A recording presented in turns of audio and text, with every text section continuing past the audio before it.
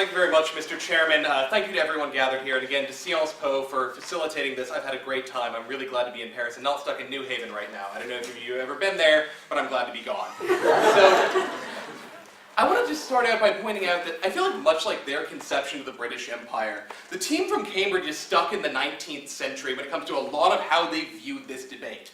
What Yale came and did for you today was offered you a way of looking at this from the 21st century. We offered you a new meaning of the word British Empire and a new meaning for what it means to rule the world. I think that was the only way we could have a sensible debate at all, and I'm going to talk about that now. I'm going to summarize this debate for you by asking 3 questions. I think they're pretty logical. I think you'll agree. 1, what is the British Empire? 2, what is ruling the world? 3, how does the British Empire rule the world? Makes sense, right? So first, what is the British Empire?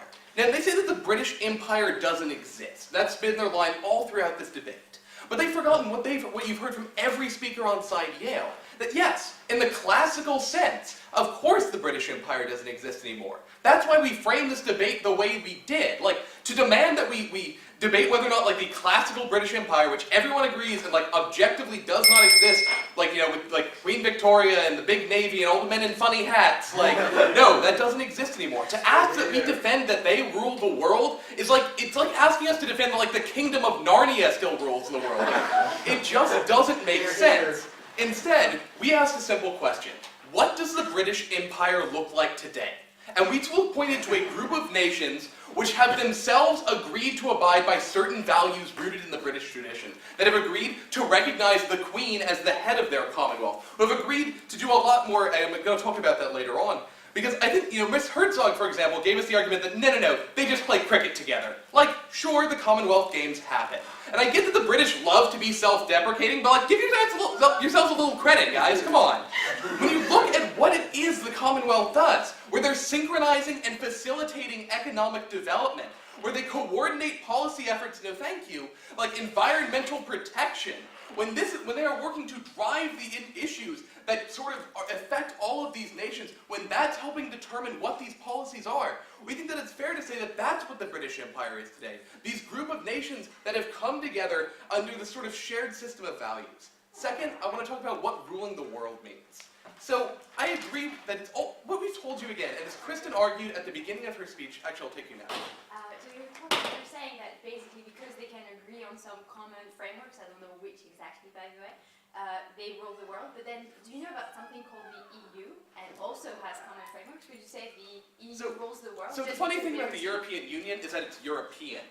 So, yeah, it would be dumb to say the European Union rules the world because it's nowhere outside of Europe. That is not the case with the Commonwealth. So as I was saying, Kristen told you at the beginning of her speech, and we've told you throughout this debate, you cannot, no thank you, rule a globalized world at the point of a sword. To suggest that that's possible, is simply nonsensical. We think that the way that the world is structured today does not lend itself to that. So in that sense, what does it mean to rule the world in 2010? We say that a nation rules the world and wields influences by shaping the businesses we run, the languages we speak, and the governments that we elect. No thank you. And time again, we've shown you that it's the nations of the British Commonwealth who are doing all of these things today. No thank you. So that brings me to my third question. How does the British Empire rule the world? We talked to you about economics and the way it rules the world there. They said that, you know, they talked, for example, about manufacturing and how, no, all of this manufacturing is moved to China and India, while ignoring the fact that this manufacturing is being bankrolled by British banks, British corporations. Like, they probably even have, like, British insurance companies, like Lloyd's, I don't know. But the point is, these are all being led by Great Britain. But also, we think the British model of economics is helping to determine policy choices made all throughout the world. Go ahead. You say we have an 18th century view, but what would happen if imperialism was no longer centred around the nation state? It was no longer Britain. I'm sorry, I didn't understand the question. If you say we have an 18th century view of this debate, but it seems outdated to suggest that imperialism still needs to be centred around a nation state. Well, that's why we sort of recentered the debate around the idea of the Commonwealth, not Britain in particular. We think the Commonwealth is the modern iteration of the British Empire. So we're not necessarily centering around a single nation state, but rather a collection of nations that have chosen to root themselves in that nation state, which I'd say is very different from imperialism. But going back to economics, we talked about the British model of economics, for example. Look at Hong Kong. I think this is a very difficult example for them that they never dealt with.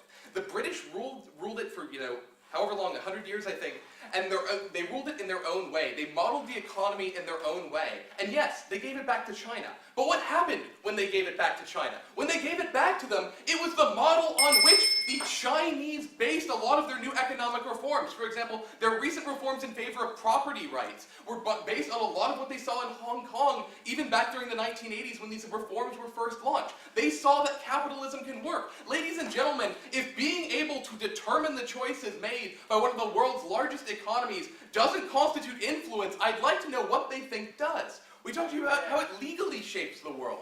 We talked to you about the fact that ultimately the British model of common law, while it's still pervasive today, which is why it's not analogous to the Greeks or the Romans. Because those aren't the Greek model of democracy has long since been abandoned.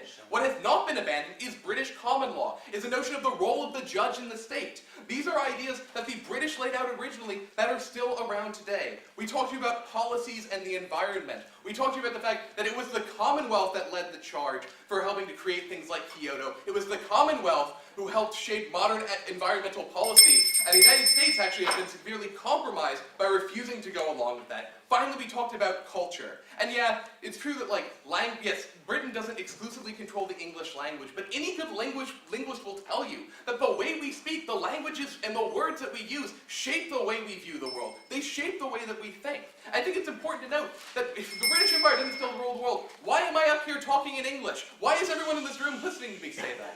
I think fundamentally, at the end of this debate, we have to look to the influence that these nations still wield, and we see that the British Empire still does indeed rule the world.